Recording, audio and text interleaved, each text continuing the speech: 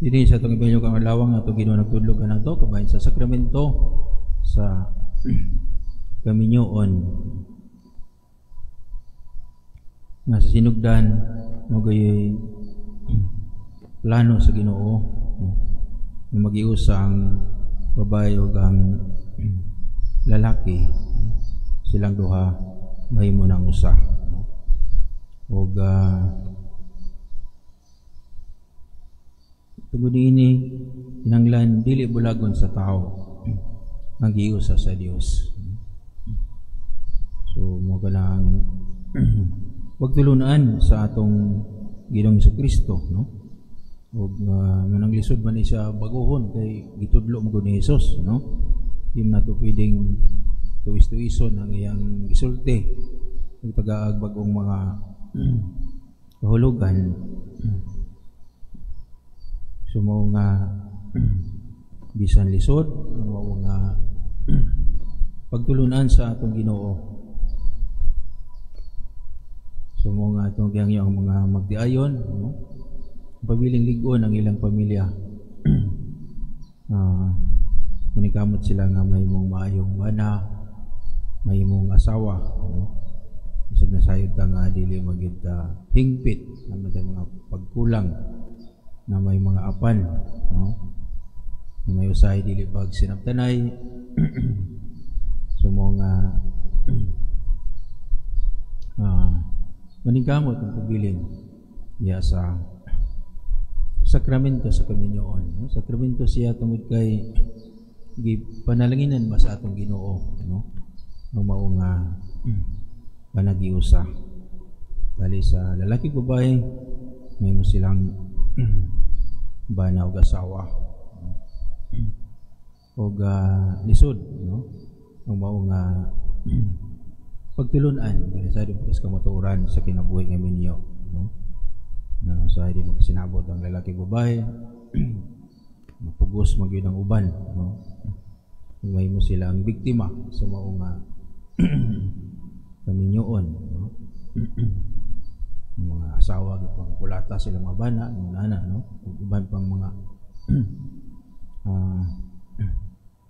pag daog-daog paglagmal sa bisan kinsa kanila bana ba ora asawa, no? Lisod dili sayo na ang mao nga kamatuoran sa kinabuhi ug sa pagtulunan ni Jesus, no? O mo kana ang atong giampugan na sa Ginoo ang pabiligon ang mga managtiayon, no?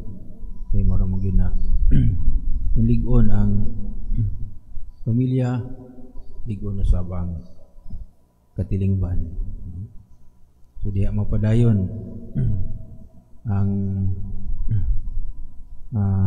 tao kay mo may tuwis kaminyoon, no? Paghatag og mga anak sa katilingban aron kini magpadayon, no? So kung hindi ni mga anak ang managtiayon wala na mo pulis mga tigulang, no? Sa mga masakiton. So wala na mo trabaho, no? So manilisod kayo kung puro na tigulang ang mga tao, no? Hindi naman mga anak ang ubang mga minyo, no? Apoy ubang minyo nga asawa o bana ba nga hindi sila fertile, no? Hindi sila makahimog panganak tungod sa depekto sa ilang lawas ba. Siguro na sila sakit nga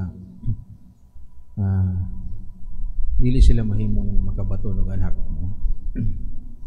So mao nga lisod, no? Yogi ato man gidawat gyud nga lisod ang mao nga kamatuoran, no? Sa ilagay magtiayon labing magbinyog sayo, no? Di magid sila andam sa mao nga kinabuhi, no? Mo dali tagminyo pa'y trabaho, batanon pa kayo, no? So mo nang di pa sila andam sa pagdawat sa maong responsibilidad o kakuhan. Isip ba na asawa, isip ba man inahan sa mga anak na ihatag sa Ginoo kanila. Sa po na kakamatuoran, no? Una-una tam dali-dali tagminyo dili ta andam, no? So importante nga mahimutang andam sa pagdawat sa maong sakramento, sa maong responsibilidad na adunay pagkahingkod ang atong hunahuna ang atong kinabuhi, maturity, no? Sa atong pagkatao. Aron mahimutang ngayan sa pagdawat sa maong kakuhan, sa maong responsibilidad nga nasayod ta nga dili sayon. O grasya siya ang kanunay natong pangayoon, no?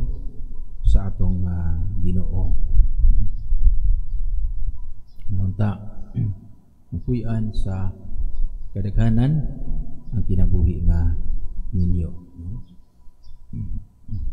Ang kami tamoy normal nga kinabuhi sa tao, no? Dili ang panagbulag, no? Kay malagi ng tugutan mas balaod ang pagkigbulag. So mabali naman, no? So mahimong sayon ang pagbulag sa banag asawa. Kung na mahimong normal, no?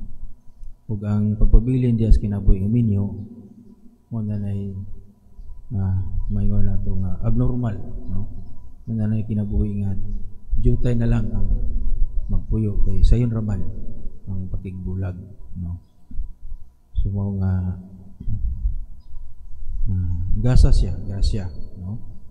Nga itong payon sa Ginoo nga pabilin ngalig-on banag asawa diha sa pagpuyo sa kinabuhi sa sakramento sa kaminyoon. Pinawag